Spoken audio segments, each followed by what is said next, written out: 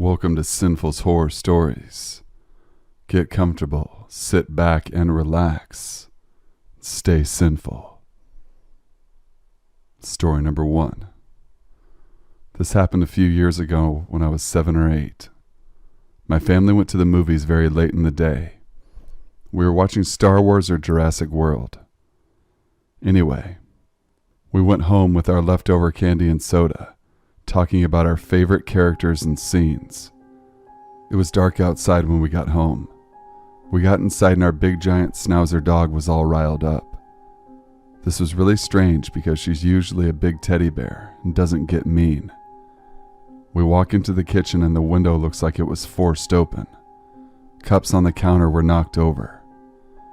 What we think happened was someone broke into our house and the giant guard dog scared him away. At the time, I didn't realize how scary that was. I was just trying to calm down my dog. I thought about it a couple days ago and I get chills thinking about what could have happened. My parents changed the locks on the windows, and we rewarded our dog for her valiant duties.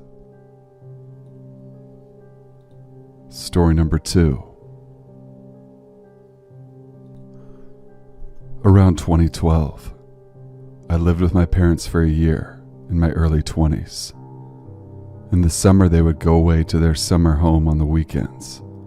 And not being a fan of leaving the city that frequently, on those weekends I would often have the house to myself. Having lived in apartments for a few years, and being someone who reads true crime, moving back to a multi-story house freaked me out. If someone broke into the basement window, for example, and I was in my bedroom, I knew I would never hear them come in. If someone broke in while I was out and waited for me, there were plenty of places for them to hide. So something I'd do out of habit when I'd come home to that empty house was to yell, while still in the front door, "Get out of my fucking house. I'm calling the police." I still do that sometimes if I'm visiting and find myself home alone. I figure that if someone's in the house, I'll at minimum hear them moving around when I shout. If there was no one in the house, then there would be no one to hear my crazy yelling. Honestly, I really knew that the odds of someone being in the house were extremely low, and the main purpose of yelling was for my own peace of mind, so that I could sleep that night feeling confident that no one else was in the house. Another thing I do when home alone, day or night, I'd compulsively check the lock on the interior of the front door. I knew what it looked like, locked or unlocked, because I grew up in that house. Anytime I was passing from my bedroom on the second floor to the kitchen or living room on the first, I'd pass by that front door, and I'd give it a glance to check its position out of habit, and it was always locked. One of these weekend nights when my parents were out of town, I was lying in bed on my computer on the second floor when I heard a sound on the first floor. It sounded like someone was moving around. I distinctly remember thinking it sounded like it was coming from the front hall. I decided to do my own little routine yelling. Get the fuck out of my house, like I said earlier. I called the police. I didn't hear anything else. I didn't often get freaked out by sounds coming from inside the house, but it had happened before, so I chalked it up to my own paranoia. I forgot about it completely. An hour or so later, I went downstairs, probably to get a snack or something in the kitchen. Like I always did when home alone, every single time I walked by that front door, I glanced at the lock on the door. This time I froze. It was unlocked. I know I had checked that door at least a few times earlier in the night while puttering around the house. I know it had been locked. And the thing that makes it extra hard for me to dismiss the lock as simply an oversight on my part, something I somehow missed multiple times, is the sound that I heard coming from that exact part of the house, the sound that stopped when I yelled. I put the chain lock on and slept with my chair under my doorknob that night. Now, the thing that's extra weird to me is I figure whoever went into my house that night had to have a key to just let themselves into the front door. I know my mom gives out keys to a lot of people. Friends, people who worked in the house. Honestly, anyone who needed to would get a key, and I highly doubt my mom would ask for it back. She's not very careful about these things. Also, many of the people who have my parents' keys would have also known that my parents would be away that weekend. Or it's possible they knew I'd be home alone, and I took them off guard with my yelling. I've got no idea. I have no idea why the hell they were in my house that night, because they knew they weren't expected or invited, whoever it was. Anyway, I know this isn't a super exciting story, but it happened and I felt like writing it somewhere. Story number 3. In 2007, I was 17 at the time this happened. I was home alone the night with my mother. It was a boring evening and I was watching Buffy the Vampire Slayer. I have a habit of looking out the window just to see what's going on and look what's going on outside. However, that night when I looked out the window, I noticed this man was standing across the street. Looking at him, I was confused to why he was just standing there staring at my house. He was dressed in all black and not moving, just staring. I yelled out to my mother, "Hey, there's someone outside looking at the house." She went and looked towards the window and was just as confused as I was. My mom closed the blinds and shut the lights off so the man from outside would not be able to see in. We checked and peeked through the blinds, and he was still there but had moved closer. She picked up the phone and called the cops. We explained what was going on. They said they would come check it out, and if he was still there, they were going to send someone in to keep the lights off and the doors locked. We looked out the window again slowly. We noticed the man in black was gone. We let out a sigh of relief. We called the police back and they said for the next days to keep a lookout in case he was to come back, and that they would send a police car to check the area out. That was one of my creepiest experiences I've ever had. Story number 4. One night around 8 years ago, my friends and I watched Mission Impossible Ghost Protocol, and we're talking about how it would be cool to enroll in a martial arts or self-defense class. Little did we know that we might need it if things went a violent turn that same night. One of my said friends was my roommate. Our room, which was literally just a bedroom with 2 bunk beds, was at the rooftop 5th floor of a dorm building. There were only 2 rooms on this floor, including ours, and the other half is an open area with a table, chairs, and a washing area. Our 2 other roommates were not yet there when we got home, and even when we were getting ready to sleep, so we figured they might be staying overnight somewhere else. I'm not sure how much time has passed, but I woke up to the sound of our door slowly opening. My bed was on the top bunk on the opposite side, while my roommate's bed was on the top bunk adjacent to the door. I figured it was just one of our roommates. I didn't want to engage in small talk, so I just closed my eyes again. However, I remember opening my eyes ever so slightly because I was confused when I didn't hear any sound that would indicate our roommate entering the room. I saw that our roommate was still standing outside our door, which was left ajar.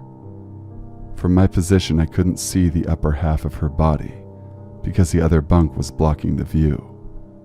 A person walked to the open area outside our room, right next to the table just beside our windows.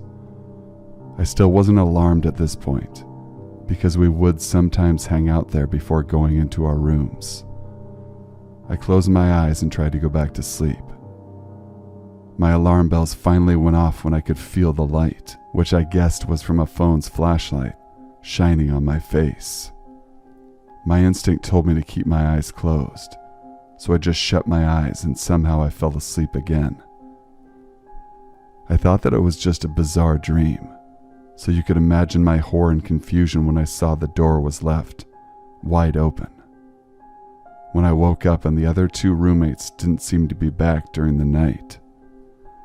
My roommate was a deep sleeper and slept throughout the night. I recounted the strange events of the evening. We checked if there was anything missing with our things. We both had our phones under our pillows, but her wallet was missing. Later that day, we found the wallet laid down on the hallway of the 4th floor. Her cash was gone, and her wallet photos were taken from the pocket and placed beside the wallet. This is one of the creepiest things that has happened to me. I don't want to imagine what the person was planning to do if I decided to open my eyes that night. Story number 5. I live in a pretty good community where things are relatively peaceful. Breaking and entering is a blue moon around here. However, it still finds a way to happen, and it scared the living hell out of me. This happened late at night, around 1 or 2 a.m., and everyone in my house was zonked out, including myself. The whole residence is dead silent, till the crack of shattering glass rings through the house, instantly waking me up. Now I'm no fighter. I'm a scrawny 16-year-old, and I know damn well whoever got through that window could easily overpower me. But even so, I still grasp the knife under my pillow. As I'm doing this and trying to stay calm and remember where I put my phone, I hear 2 sets of really heavy footprints land out in the living room and started walking around. My heart skips a beat knowing there's not 1, but 2 people that have just broken into my house, and I realize I left my phone on the desk in my room. Now don't get me wrong, I love this house with all of my heart, but the floors creak if you so much as drop a toothpick on it, so the cops are out of the question. I hear my door creak open and I hear a deep, gruff voice that I've never heard in my life say, "If anyone wakes up, take them out by any means." My heart stops. I do absolutely everything I can to keep my breathing under control, and I hold my knife as if it's the only thing I've ever cared about. I hear my TV being hoisted out of my room, and I was hoping this meant they would leave. After taking most of the electronics in the home, they left and I called the cops. I just cried for the rest of the night knowing how utterly close I was to death. Story number 6. A bit of background info. I currently live with my parents, and our home is 2 stories. There is an in-law apartment on the 1st floor, along with some other things: garage bay, furnace room, laundry room. I live in the in-law apartment. My dad has been working with a contractor, some of his employees, to replace the wall-mounted air conditioners. There have been a lot of people in and out of the house. The day this happened, my mom and I went out to do some grocery shopping. My dad stayed home to direct the contractors. We got back and discovered they were gone. My dad had gone to bed, so my mom and I made some dinner and hung out upstairs for a little while. I mentioned offhandedly to my mom that our cars were still outside, and I talked about a woman whose car and house had been broken into down the road. This creeped her out and she sent me downstairs to check that the front door was locked. It wasn't. In fact, it was just a little bit ajar. I closed it and locked the deadbolt, then went back upstairs. We stayed upstairs and watched TV for a few more minutes, till I heard a loud thump downstairs in the in-law apartment. I assumed that this was my cat getting antsy because I wasn't feeding her. I told my mom that I was going to go downstairs to feed her and then come up to finish the show. As I walked down the stairs, I heard another louder thump, which I thought was my cat getting excited it was food time. I opened the door and she was nowhere to be found. Really unusual for her, so I was confused. I walked into the kitchen to look for her and noticed something that made my heart sink. The furnace door was closed. I never close the furnace door. Neither do my parents, because we want the cat to be able to get inside to catch mice. I recognized then that the thump that I had heard could have been the heavy furnace door closing. I was completely frozen, convinced that there was someone right behind that door hiding from me. Now, I'd seen a lot of scary movies lately. It could have been my paranoia, but this felt awful and just not right. I knew that I didn't want to give this potential person any reason to open the door. I put on my best acting skills, pretended that I didn't notice anything amiss. I did some baby talk to my cat and scooped out some food for her. I was super creeped out whenever I had to let the door out of my sight. I was basically keeping it in my vision at all times to see movement. After feeding the cat, I went back upstairs. I grabbed my mom and explained what had happened. She was skeptical again because of the scary movies. She thought maybe one of the contractors had closed the door. Seeing how off-put I was, she went to go wake up my dad. My dad grabbed his gun and went downstairs. He screamed at us to call the cops and get somewhere safe.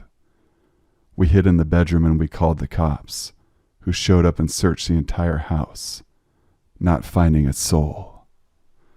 My dad explained to me after they'd gone through the house why he said to call the cops. He saw that the furnace door and the back door to the outside were both open. Thank you guys for watching. Please be sure to leave a like, comment, share, and subscribe for future content. Email your true scary stories to thesinfulsavant@gmail.com to have your story featured on an upcoming video. I'll leave my email in the description box below as well. Till we meet again, stay sinful.